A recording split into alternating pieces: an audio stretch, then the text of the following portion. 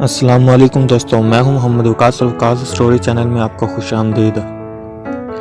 حضرت صہیب الرومی رضی اللہ تعالی عنہ فرماتے ہیں کہ رسول اللہ صلی اللہ علیہ وسلم نے فرمایا کہ تم سے پہلے لوگوں میں ایک بادشاہ گزرا ہے۔ اس کے پاس ایک ساحر تھا۔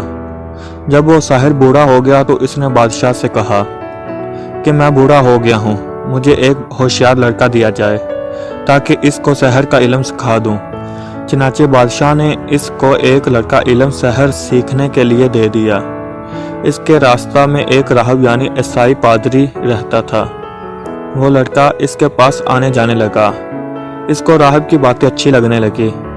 جب بھی ساحر کے پاس جانے کے لیے نکلتا تو اس راہب کے ہاں ضرور جاتا اور اس کی صحبت میں بیٹھتا، اور جب ساحر کے پاس پہنچتا تو وہ اس کو دیر سے آنے پر مارتا۔ لڑکے نے راہب سے اس بات کی شکایت کی تو راہب نے کہا کہ جب تجھے ساحر سے کوئی خطرہ ہو تو کہہ دیا کرو کہ میرے گھر والوں نے مجھے روک لیا تھا، اور جب گھر والوں سے ڈر ہو تو ان سے کہہ دیا کرو کہ ساحر نے مجھے روک لیا تھا۔ سلسلہ یوں چلتا رہا۔ ایک دن اس لڑکے نے دیکھا کہ کسی بڑے چوپایا نے لوگوں کا راستہ روک رکھا ہے۔ اس نے کہا کہ آج معلوم ہوگا کہ ساحر افضل ہے یا راہب۔ چنانچہ اس نے ایک پتھر ہاتھ میں لے کر دعا کی کہ اے اللہ، اگر راہب کا دین سچا ہے تو یہ جانور میرے پتھر سے مارا جائے تاکہ لوگوں کو گزرنے کا راستہ مل سکے۔ یہ کہہ کر اس نے وہ پتھر مارا اور وہ جانور ہلاک ہو گیا اور لوگوں کو گزرنے کا راستہ مل گیا۔ لڑکے نے آ کر راہب کو سارا واقعہ بتایا تو راہب نے اس سے کہا کہ اے بیٹے، آج سے تو مجھ سے افضل ہے۔ میں دیکھ رہا ہوں کہ تو اپنے کام میں انتہا کو پہنچ چکا ہے اور ان قریب تو ایک آزمائش سے دوچار ہوگا۔ اگر تو کسی آزمائش میں مبتلا ہو تو کسی کو میرا نام بتانا۔ وہ لڑکا پیدائشی اندھے اور برس کے مریضوں کو ٹھیک کر دیتا تھا اور لوگوں کا دیگر امراض میں بھی علاج کرتا تھا۔ بادشاہ کے ایک مصاحب نے اس کے متعلق سنا جو کہ نابینا تھا، تو بہت سے ہدیے اور تحفے لے کر اس کے پاس آیا اور اس سے کہا کہ اگر تو مجھے شفا دے دے تو یہ سب کچھ تیرے لیے ہوگا۔ لڑکے نے کہا کہ میں کسی کو شفا نہیں دیتا، شفا تو اللہ تعالیٰ ہی دیتے ہیں۔ اگر تو اللہ تعالیٰ پر ایمان لانے کا وعدہ کرتا ہے تو میں اللہ تعالیٰ سے دعا کر دوں گا، وہ تجھے شفا دے دے گا۔ وہ آدمی ایمان لے آیا تو اللہ تعالیٰ نے اس کو شفا دے دی۔ پھر وہ اپنے بادشاہ کے پاس آیا اور اس کے پاس اس طرح بیٹھا جیسے پہلے بیٹھا کرتا تھا۔ بادشاہ نے اس سے پوچھا کہ یہ تیری بینائی کس نے لٹائی؟ اس نے کہا کہ میرے رب نے میری بینائی لوٹا دی ہے۔ بادشاہ نے کہا کہ کیا میرے سوا بھی تیرا کوئی رب ہے؟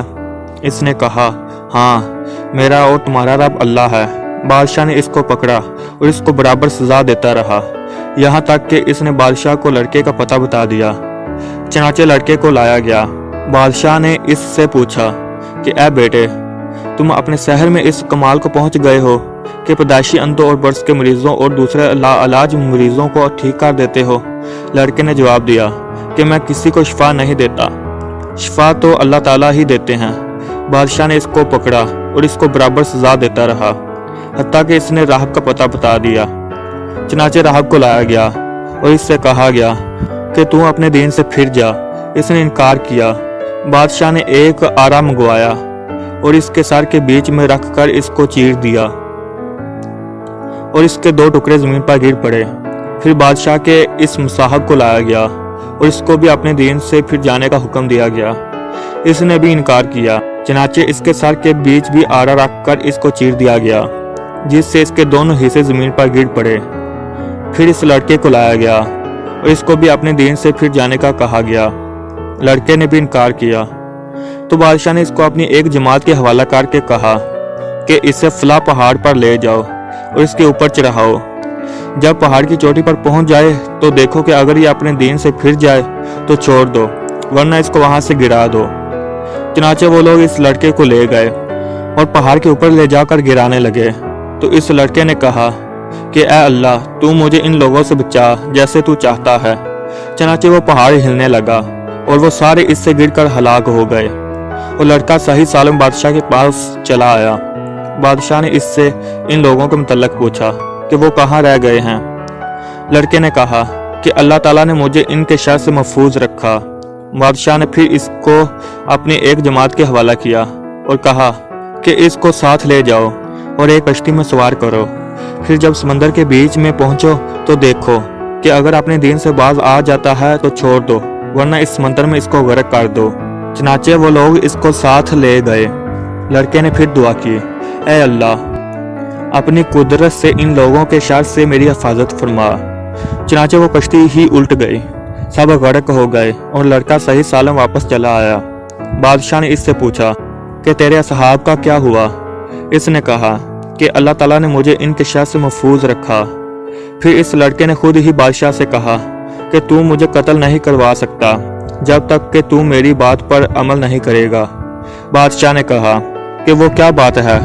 लड़के ने कहा कि एक खुले मैदान में लोगों को जमा करो और मुझे खजूर के एक तना पर लटकाओ, फिर मेरे तरकश से एक तीर लो और फिर इस तीर को कमान के बीच में रख कर बिस्मिल्लाह कह कर चलाओ, इस तरह मैं मर जाऊंगा।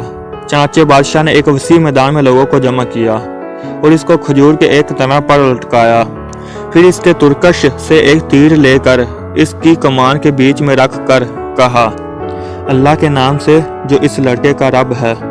फिर इस तीर को चलाया तो वो तीर सीधा जाकर इसकी कुनपट्टी पर लगा। इसने अपना हाथ कुनपट्टी पर रखा जिस जगह पर तीर लगा था और फिर मर गया।